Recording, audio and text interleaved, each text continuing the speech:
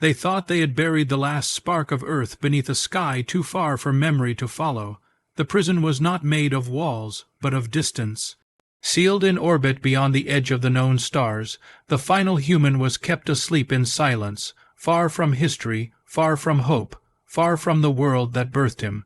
For 100 years, no voice spoke his name. No system acknowledged a species. Earth was ash, humanity was a myth, but memory is not so easily erased, and when the stars whispered his name again, something ancient awoke, not rage, not vengeance. Something far more dangerous, he remembered. They thought they had won when they sealed him in a shell of lightless metal and orbiting exile. No court, no war, no final words, just silence quiet enough that even history stopped whispering his name. But the problem with silence is that it forgets who it is keeping out. And somewhere, buried in frozen circuits and fading breath, the last human remembered what stars used to mean. The vault hung in the dark like a forgotten tomb, orbiting a system so dead it had never been named a silent star, collapsed into shadow, surrounded by drifting iron and lifeless moons that no ships mapped anymore. The galaxy had long since moved on, wrapping its illusions of peace in treaties and time, but floating far outside the corridor of known trade routes, this prison still spun in absolute stillness, its panels coated in dust that had not seen a sun in centuries. Inside, wrapped in layers of cryogenic shielding and blocking fields, the last human slept, not dead, but erased. No species remembered his face. No archive listed his DNA. His birth planet, once called Earth, had been filed under uninhabitable origin zone, and scrubbed from all nav charts with surgical precision. There was no execution, no broadcast, no trial. They had simply made humanity too dangerous to remember. And yet, deep within the walls of that orbital crypt, something endured.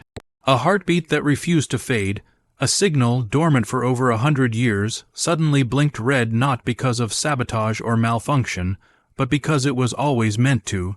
Buried inside his bloodstream was a code seeded by the final minds of Earth, a failsafe written into flesh, waiting for the moment when the prison systems would rot just enough to let memory breathe again. As the vault's artificial gravity flickered for the first time in a century, so did his pulse. The gel cracked. Neural suppression fields overloaded. The silence broke. He woke. He did not speak. He did not scream. He simply opened his eyes, slow and glassy, as a cold voice echoed through the chamber.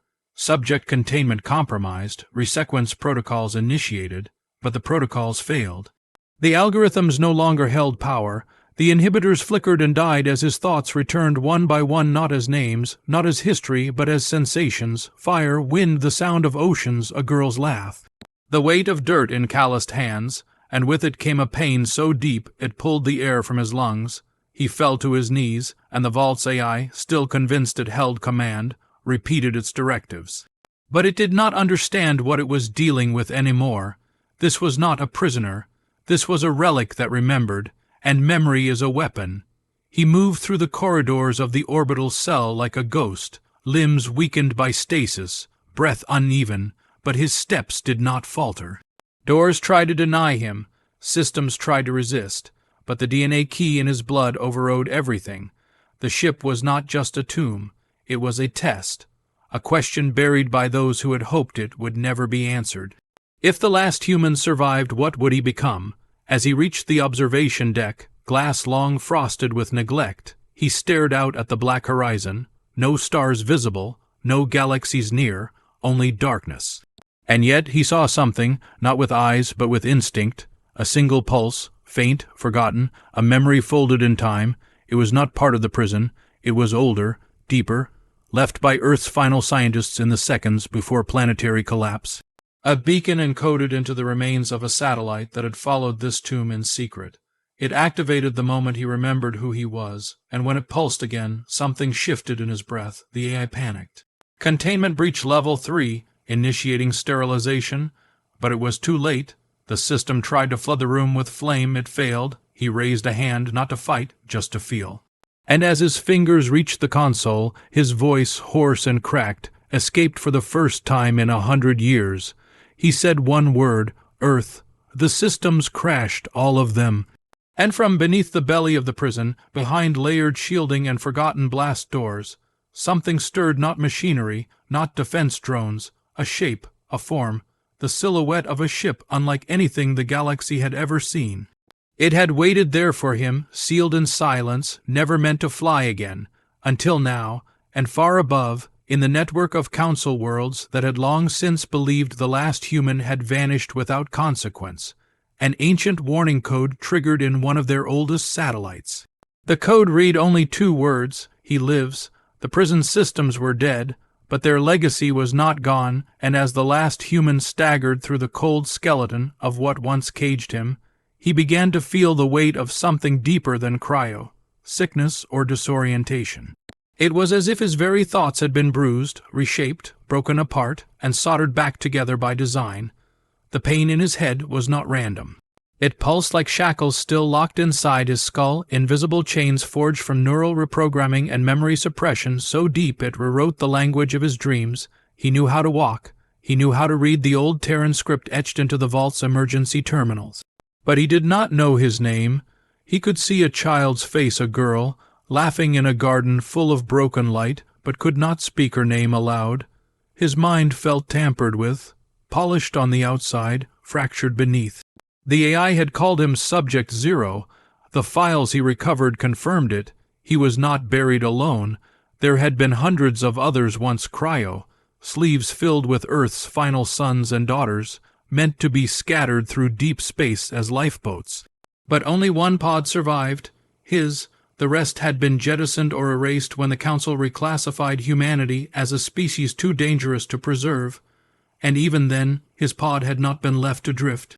It had been contained not for safety, for control. He was not meant to awaken. He was meant to remain in eternal dormancy, a last ember smothered beneath layers of forgotten sky, and yet something had failed. Or something had succeeded. A hidden sequence buried in the cryo system's biometric core had activated the moment his DNA began to repair itself. It had overridden the sterilization protocol. It had allowed memory to pulse again. And that meant someone, somewhere in Earth's final moments, had planned for this. Someone had written rebellion into his blood. As he stepped through the blast doors of the prison's lower levels, he found the hidden structure marked only as Zero Bay. Inside it lay not a chamber, not a lab, but a hangar, and in it the thing that should not have survived, a ship, unlike any the galaxy had ever known, sleek, black, marked with symbols he felt but could not translate. It had no engine ports, no exhaust trails. It hovered, as if held aloft by the weight of memory alone. The moment he stepped close, the lights activated, not red, not blue, but warm gold, the kind of light that reminded him of home. His fingertips brushed the hull, and the ship responded, not with sound but with emotion.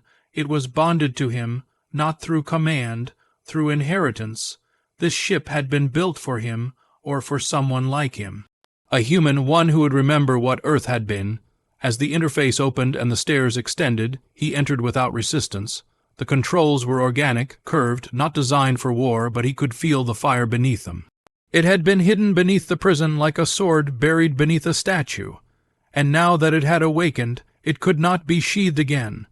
The ship hummed with life, its systems flickering to full consciousness, its AI voice soft and unfamiliar. Core pairing confirmed, "Welcome home, pilot." He did not answer. He sat in the command cradle and let the systems map his vitals. 1,000 indicators lit green, one lit red, memory suppression unresolved. Identity compromised. He closed his eyes and tried to force something forward, a name, a place, a reason, but what came was not a thought. It was a scream, Earth's scream, the last recorded message from the Terran core, sealed in his blood. His mind buckled as the sound tore through his consciousness. Cities dying, oceans boiling, children crying in bunkers, and the voice, the one he had heard in dreams, "You must survive, you must remember." The AI paused. Then added, "Signal confirmed, Project Ashwake complete."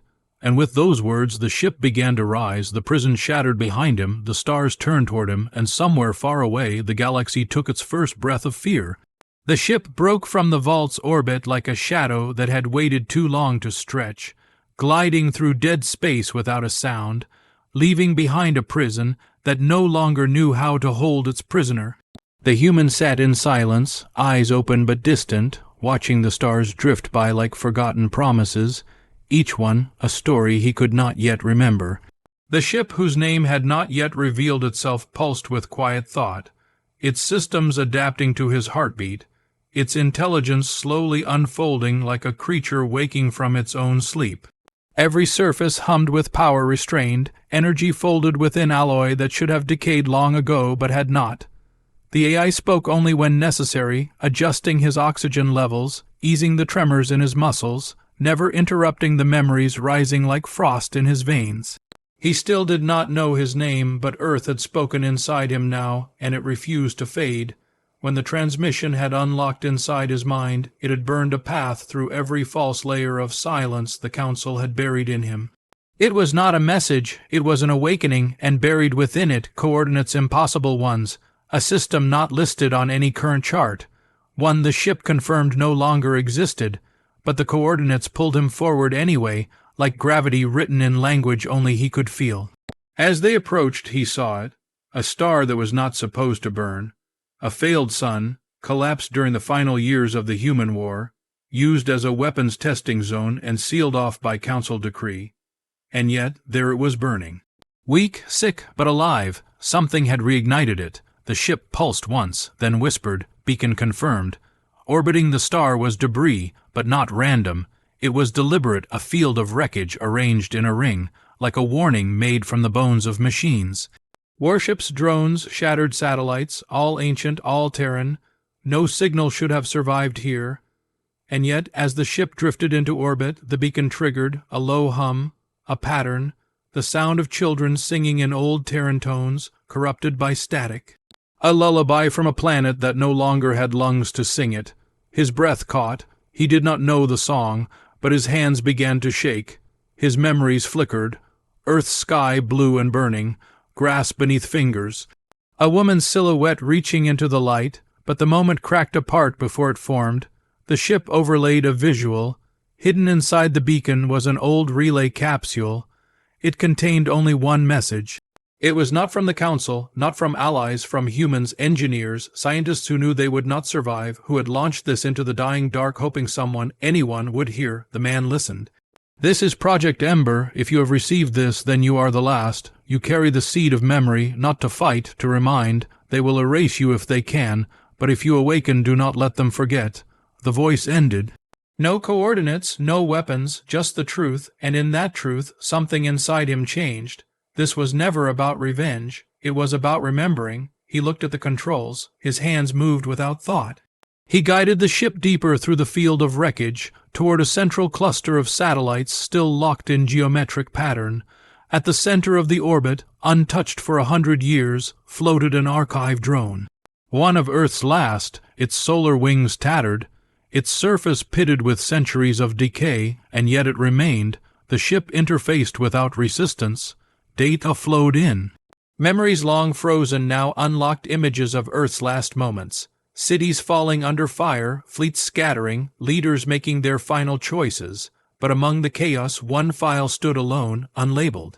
Sealed in human code, he opened it, a video, 15 seconds long, a young girl, maybe 5 years old, standing on a rooftop, holding a drawing of her family. She smiled. The screen faded to black. One word appeared. Remember. He closed his eyes. The tears came slowly, not because of sadness, because of clarity. This was who he was, not a soldier, not a myth, a memory, made flesh, brought back not to destroy, but to keep a promise. The ship said nothing more. It had no need. Its course was already charted toward the nearest council-occupied system. The star behind them pulsed once more, as if in farewell, and in the cold distance ahead the galaxy slept in the comfort of forgetting. But now forgetting would no longer be allowed. He did not remember building it. Yet the moment his hands touched the cradle, the ship answered like a loyal beast that had waited lifetimes for its rider to return. The hull lit with a golden glow, pulsing in rhythm with his breath. The interface curled to meet his fingers as though it remembered their pressure, as though they had flown together before. This was not a vessel designed for war. Not entirely. It was a memory engine, a machine encoded with Earth's last flame, built not just to carry a survivor, but to carry what no one else could. The ship had waited in silence beneath the prison all this time, not hidden by accident, but placed there with intent.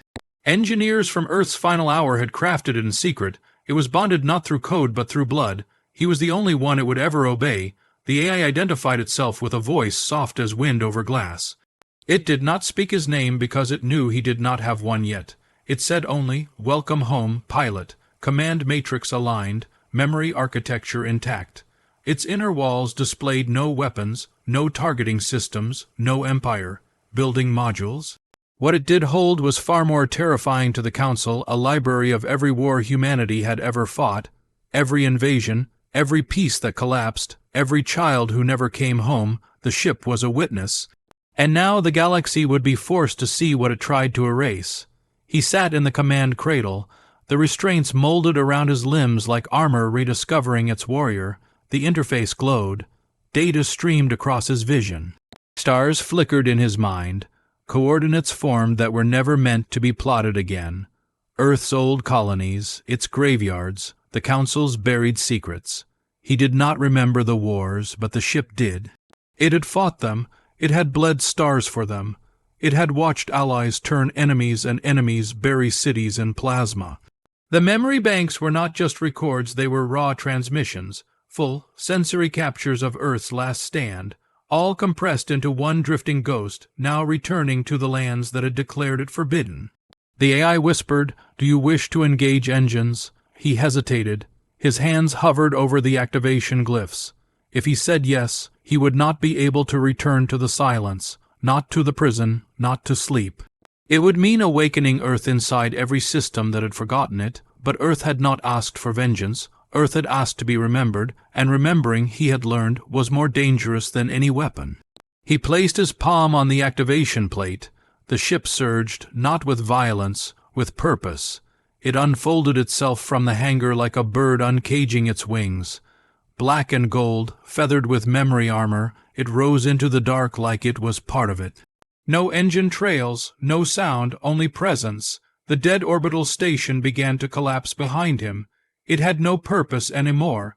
Its silence had failed, and now the galaxy would hear again. He did not chart a course for vengeance. He did not plan an invasion. He searched instead for the first system that once housed a Terran archive, one the Council had reclassified as a biological risk site and sterilized, but the ship had copies.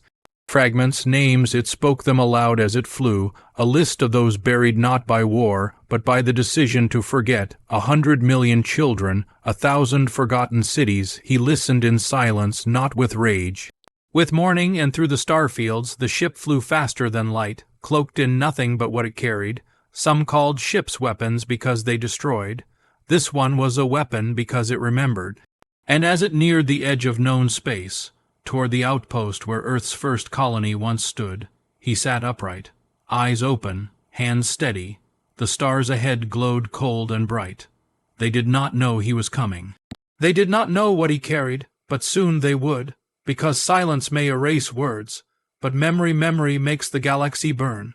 He arrived at the edge of Council, monitored space without resistance, without warning, and without even a signal to announce himself, drifting just outside the orbital rings of a terraformed planet once called Callan's Reach, where the first human colonial efforts had planted cities and seeds now scrubbed from every archive. The surface shimmered with the signature of the species who had taken it afterward, a diplomatic race that prided itself on historical neutrality, though their neutrality had never stopped them from voting in favor of Earth's deletion. Now their skylines buzzed with trade, their streets glittered with interstellar commerce, and the children playing in synthetic parks did not even know the name of the world that had bled beneath their foundations. He watched from orbit in silence, not out of hesitation, but out of something far older, something he now knew as grief. The ship hovered like a dark eye above their clouds, cloaked by memory algorithms older than Council surveillance, invisible to their satellites, but not to their instincts. On the third day, the Planetary Core's security AI picked up an anomaly, a heat signature without mass, a drift that left no trail. They scrambled scout drones, one vanished, the second returned as ash. The third caught only a flash, the silhouette of a ship that should not exist. They initiated lockdown, but it was too late. He had already landed. He walked the surface in plain sight, unarmed, wearing nothing but the black thermoweave of a pilot's suit too ancient to register on their systems. No one recognized him, not yet, but when he stepped into their central library dome, the very heart of their curated truths, and laid a small black cube on the reception table, everything changed. The cube unfolded. Holograms burst outward in silence not of war, but of history, of humans, laughing, building, singing, then burning. Council archives long forbidden poured into the public net like blood into glass. A mother clutched her child as fire fell from above. A pilot whispered goodbye to Earth as the stars retreated. A child drew the planet with crayons and wrote one word beneath it. Home. The guards hesitated. The scholars wept. He said nothing. He turned, he walked, and the world behind him changed. By morning, 10 million citizens had accessed the cube's data. By midday, the planetary governor tried to shut it down. By nightfall, the data had gone viral across 70 systems. The truth was no longer buried. It was waking, and truth, once awakened, has no master. In the orbit above, his ship played the transmissions in an endless loop, not only for Callan's reach, but for any vessel within range of its voice. No threats, no ultimatums, only history, unedited, unforgiving. One council scout ship, emboldened by fear and old protocol, attempted to intercept. It opened fire. His ship did not fire back. It simply absorbed the blast, redirected it into the stars, and transmitted a single phrase into the attacker's command deck. This is not war. This is remembering. The captain resigned mid-flight, and somewhere in the echoing dark beyond Callan's reach, the council felt it. A ripple, a tension, a pattern they recognized from history they thought they had burned, the feeling before a storm. They convened in silence, emergency protocols activated. Advisory networks began cleansing data streams, purging anything related to Earth. But they were too late. The last human had walked on council, claimed ground. He had spoken without words, and now those who had once voted to forget humanity could feel that memory returning like a wound that would not heal. It was not an invasion. It was worse. It was a reminder, and reminders, in a galaxy that believes it has outgrown consequence, are the most dangerous thing of all. They never expected him to speak. They had imagined a relic. A ghost, something too damaged to form thoughts, too disoriented to wield memory as a weapon. But when the broadcast reached the High Council's chambers, transmitted not through legal channels but through the ancient distress frequencies used during the old wars, the voice that echoed through their golden halls was calm, deliberate, human. You tried to forget us, but forgetting is not justice. No demand followed, no threat, just silence, the kind of silence that wraps around a room and makes even the powerful afraid to breathe. The council convened in emergency session, 12 species bound by millennia of law and illusion, each more concerned with peace than truth, each carrying the stain of the vote that erased Earth from all records. Some had done it out of fear, others out of guilt. A few had simply watched the vote pass and said nothing, but now the voice they thought gone had returned, and with it came the unraveling of the lie they had used to protect themselves from the guilt. They did not summon him. He arrived not with a fleet, not with soldiers, alone. His ship descended through the clouds above Trinaxis Prime, the core diplomatic world, the city of archives and law, and settled on the edge of the capital's upper ring, uninvited but unquestioned.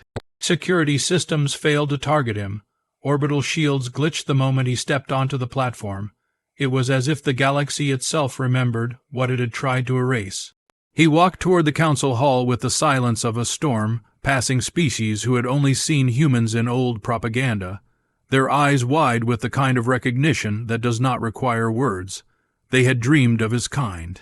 Some had feared them, others had honored them in secret, but none had truly believed one would walk these halls again, and yet there he was, not dressed in armor, not carrying a weapon, just wearing the black suit marked with Earth's forgotten flag stitched over his chest. The council denied him formal entry. Their protocols required evidence, but he brought more than evidence. He brought memory. He stood in the shadow of the chamber gates and transmitted data directly into the council's central dome, a cascade of images, sounds, raw sensory feeds from his ship's archives, showing the council's secret orders, their vote, the silence that followed.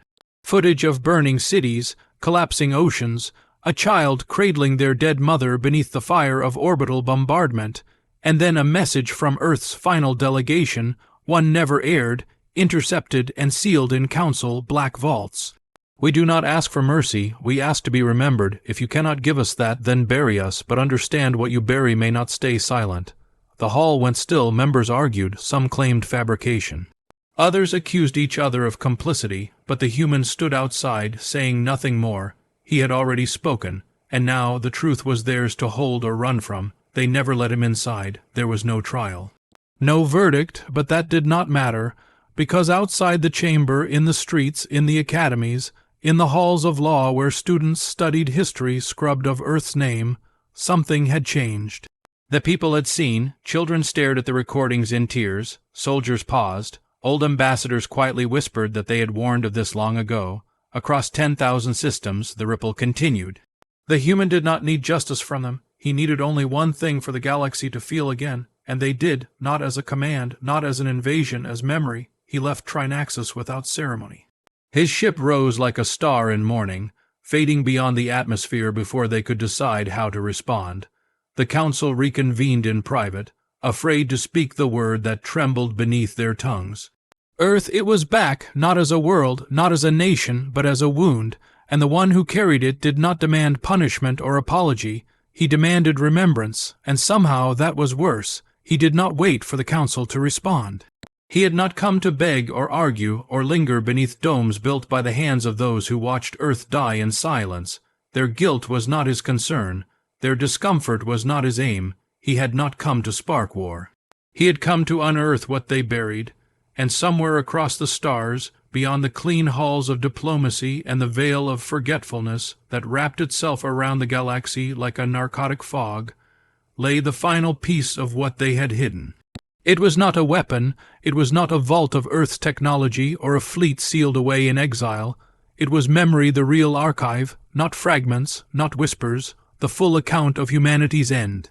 He followed the pulse in the code left by Earth's last scientists, embedded in the ship's neural lattice, a breadcrumb trail buried so deep even the council had failed to notice. It pointed to a dead system. No stars, no warmth, just a frozen gas giant and a broken moon locked in a forgotten orbit near the edge of known space. It had no designation. The archives called it Null Zeta. The old Terran maps had named it something else. The Silence Gate. It had once been a sanctuary for off-world historians, a neutral library where all species deposited their records. But after Earth's erasure, the Council shut it down, claimed it had been compromised. They sealed it in black code, scattered its data cores, and bombed its surface into glass. But not everything burned. As his ship descended toward the shattered moon, old satellites tried to wake. Most failed. Some blinked once, remembered him, and fell quiet again. But buried beneath the frozen crust, inside a canyon carved by orbital fire, lay a structure still humming low and patient. A Terran signature echoed faintly, wrapped in encryption so old it had become elegant again. The ship interfaced, the ice cracked. A door opened that no one had touched in 100 years.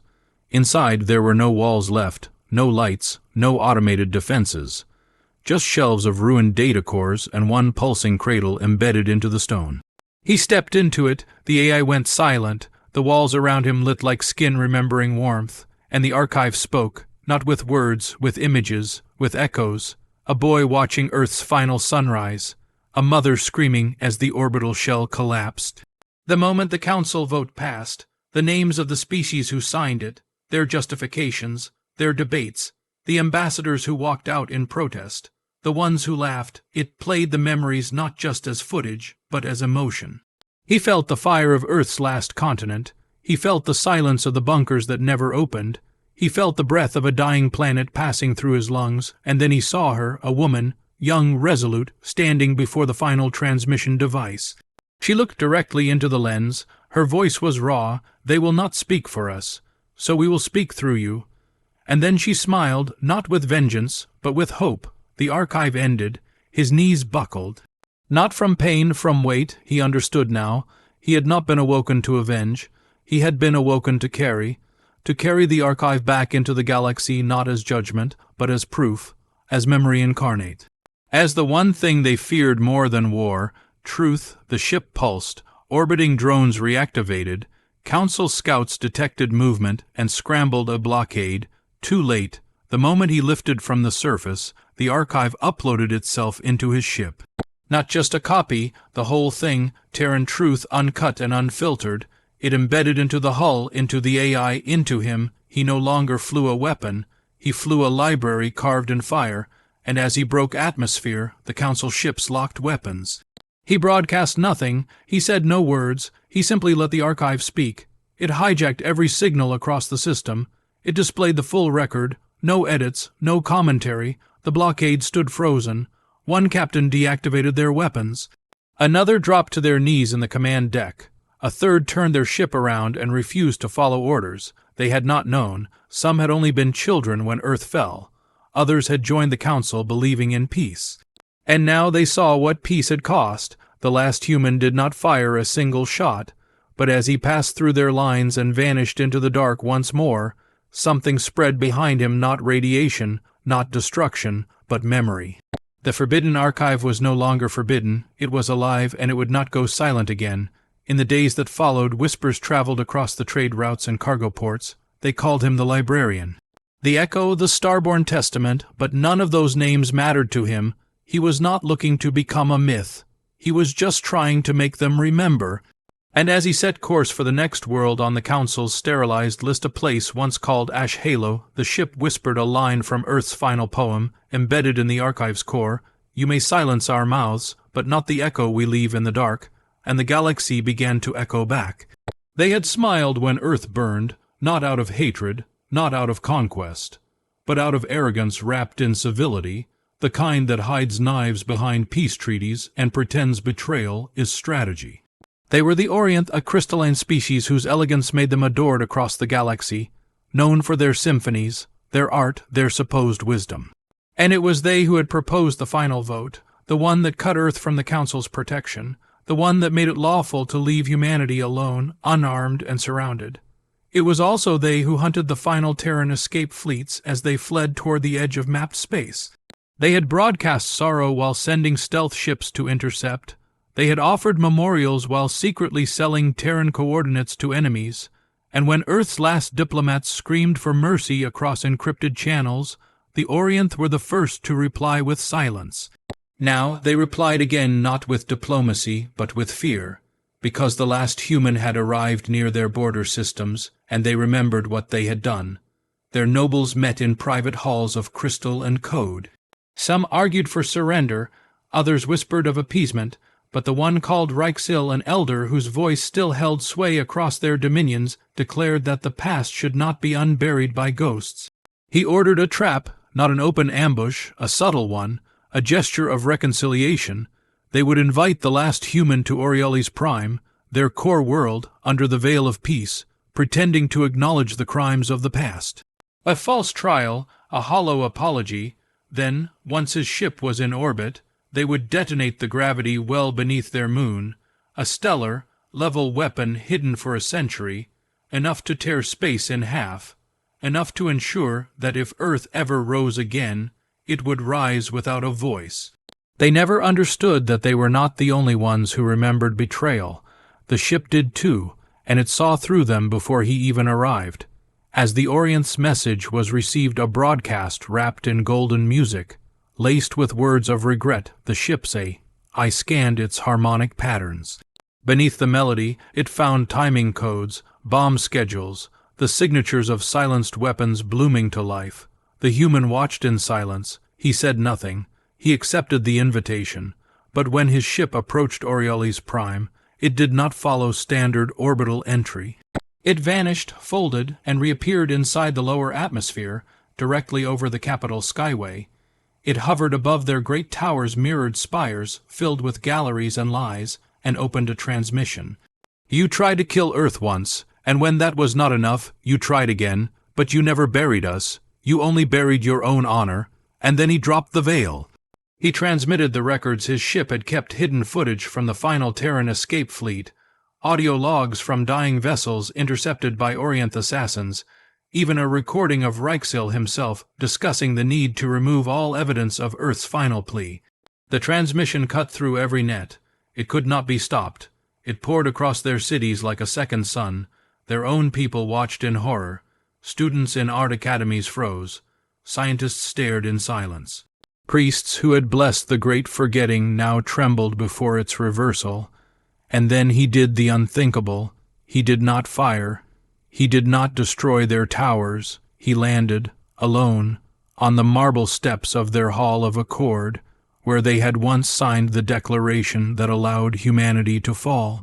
The Orient Guards raised weapons. Their captains hesitated. Reichsel stood at the balcony, his crystalline form shimmering with age and fury. "You do not belong here," he said. The human raised his eyes. "Neither do your lies." And behind him the sky darkened, not with warships, with truth. The ship projected a hologram so vast it covered the capital, a final message sent from a Terran ship destroyed by Orient hands. A woman held her infant in a burning escape pod. She whispered, "Even if we are gone, let someone remember our light." The city fell to its knees. The soldiers lowered their rifles. Reichsel turned to retreat. But one of his own ministers stepped forward and took the balcony beside the human. She bowed. "We were wrong." She said, "Our children deserve to know who you were." He nodded, not in forgiveness, but in acknowledgement. He walked back to his ship in silence. As he ascended, Reichsel tried one final order, a shadow command to activate the weapon beneath the moon. It failed. The command core had been erased by his own people. The moon remained silent. The ship rose, and the galaxy watched as the race that once smiled at Earth's death now stood divided by their own shame. No blood was spilled. No cities were burned, but something broke. And some betrayals, when broken, do not grow back. He could have ended it all with fire. The betrayal by the Orient still pulsed beneath his skin like a wound that would not close, and the galaxy had already seen what happened when he decided to speak through destruction. But what he carried now was heavier than vengeance. It was the final weight of memory, the last truth of a world erased, and he knew words would not be enough to make them feel it. So he turned his ship toward the system once known as Ilion Tria, a place untouched by war, home to 10 billion across 7 floating arcologies, and watched over by a moon that had no name. It was chosen by design. This system had voted unanimously for Earth's removal, and had never once spoken its name again, not in grief, not in regret, only silence. That silence would now become sacred. His ship entered orbit without challenge. There were no defenses, no fleets. No one believed this place held strategic value, but they did not understand. This was not a mission. It was a message. He landed on the dead side of the moon, where no colony had ever been built, where the dust still held the imprints of ancient mining crawlers long abandoned. He walked alone, dragging behind him a long cord of burning light, a terraformer's filament tuned to etch across solid stone. The AI mapped it silently, coordinates from 100 cities, names of 1,000 fallen, symbols from the Terran archives once thought lost, and line by line, he carved Earth into the skin of the moon. Not as it died, but as it lived. He drew the mountains of the Andes, the lights of old Tokyo, the frozen plains of Siberia, and the drowned coasts of New York. He cut them in silence, and then at the center of it all, he carved the sun. Earth's last sunset, the one recorded by the final orbital drone just before the shelling began. That moment, golden and defiant, stretched across 10 kilometers of cratered stone. He embedded the image in crystal and fused it with resonance nodes. And then he lit it. From the cities below they saw the moon blaze, not with fire, with memory. Every hour the light shifted. The sunset played again and again, in complete silence, across the dark side of the sky. No speeches, no messages, just light. Just a world they tried to forget, now written where no one could look away. And then something happened that he had not planned. People came, first a few ships. Curious, then thousands. The airspace around the moon became a vigil. They hovered without movement, without song, without transmission, just watching. A broadcast went viral across 100 systems, a child pointing up to the light and asking, "Why did no one tell us?" The monument had no name, no credits, no claim, but soon the galaxy began calling it the grave above the stars. Across systems that once celebrated Earth's death, people now began to mourn. A colony in the Reichian belt held a moment of silence.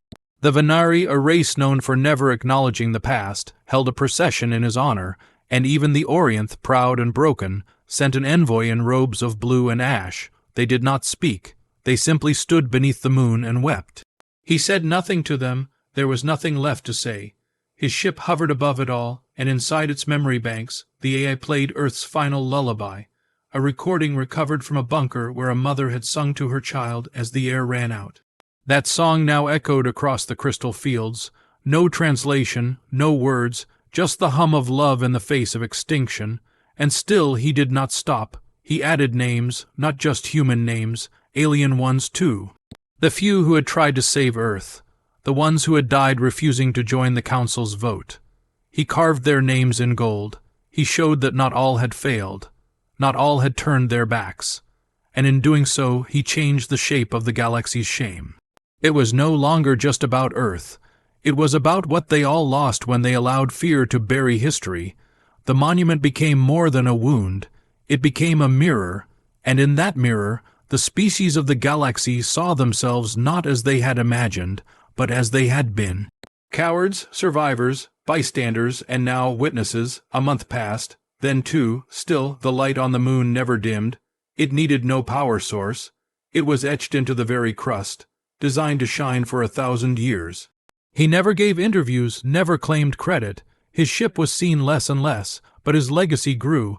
A generation raised on silence now knelt beneath the fire of memory, and even the Council, shattered and fractured, could not bring themselves to stop it.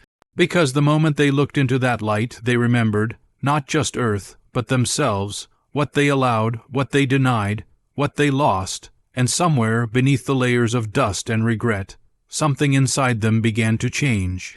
Not out of fear, but out of grief, the kind that lingers, the kind that does not burn quickly but settles deep, the kind that becomes sacred, the kind that builds monuments not out of stone or power but out of truth. And above them all, written into the sky with a fire that would not fade, Earth kept setting, and they kept watching. No announcement came, no final broadcast, no storm of fire or speech carved across the stars. He simply vanished. One day his ship was seen rising past the halo of the flame-lit moon, and the next there was nothing. No trace, no signal, just absence. Some said he returned to where Earth once spun, to float in the debris of forgotten orbits and whisper to the ghosts of home. Others claimed the ship had folded beyond the mapped universe, into the deep dark where stars are too young to burn. And some believed he died in silence, the same way his world did not with spectacle, but with dignity. Yet across the galaxy, the absence did not feel like an ending. It felt like a pressure rising in the bones of every species that once ignored Earth's fall, because he did not leave behind a corpse. He left behind memory, the kind that does not rot, the kind that climbs into classrooms, into courtrooms, into the corners of every place where history had once been rewritten. Laws were changed within months. The council that once governed in silence and certainty collapsed under the weight of what it had buried. Entire governments resigned. A new accord was signed not for trade or military alliance, but for remembrance. They called it the Covenant of Origin. It made memory a protected artifact. It made erasure a crime. It carved Earth's name into the preamble of every new treaty written from that day forward, not as a warning, as a foundation. Children born decades after the war began learning its history not from myths or fear, but from fact. They watched the burning moon play Earth's sunset and did not cry out of fear. They cried because they understood. The monument he left behind became pilgrimage, not just for those who felt guilt, but for those who needed courage. In silence, they stood beneath the monument and whispered to themselves, "I will not look away again." Entire worlds, once proud of their neutrality, sent offerings, sculptures, holograms, books recovered from human ruins. Museums were built not to glorify the last human, but to remember what he carried. A single man became more than vengeance. He became memory made flesh, the record of a people that refused to be forgotten, even when every star had turned its face. And still, no one knew where he had gone. Some believed he had always been a myth, that Earth's revenge was a ghost built from guilt. Others told stories of sightings, a shadow on the edge of dying systems, a signal spike in the deep black near-dark energy folds, a ship with no heat signature seen watching a council summit before vanishing without a trace. But these were fragments, whispers, and yet they mattered, because for the first time in centuries, The galaxy had changed not because of power, but because of one man's grief. One voice, sharpened by loss, made an empire of silence tremble. He never once asked to be worshipped. He never once demanded their tears. He never once gave them rules to follow or a banner to kneel beneath. He only gave them truth, and the truth endured. Decades passed. Worlds healed. Peace this time came not from fear, but from understanding, from history accepted rather than erased. And on the anniversary of the day Earth's signal went dark, every world went silent. Not out of mourning, out of respect, a billion screens lit with the same image Earth's sunset, carved into stone, burning across the sky of the moon he had chosen, and beneath that light, one sentence echoed, written in Terran standard across every broadcast, every wall, every home. He remembered Earth, and now we do too. No anthem followed, no applause, just silence, and somehow in that silence the galaxy felt human again. Somewhere, perhaps in the cold black between galaxies, a ship drifted with its lights off and its archive closed. A man, older now, maybe even tired, looked out at the stars not with hatred, but with memory, and if anyone had been there to ask him who he was, he might not have answered with a name. He might have simply pointed to the light still burning behind him and said nothing at all. Because he did not come to be known. He came to make sure Earth was never unknown again.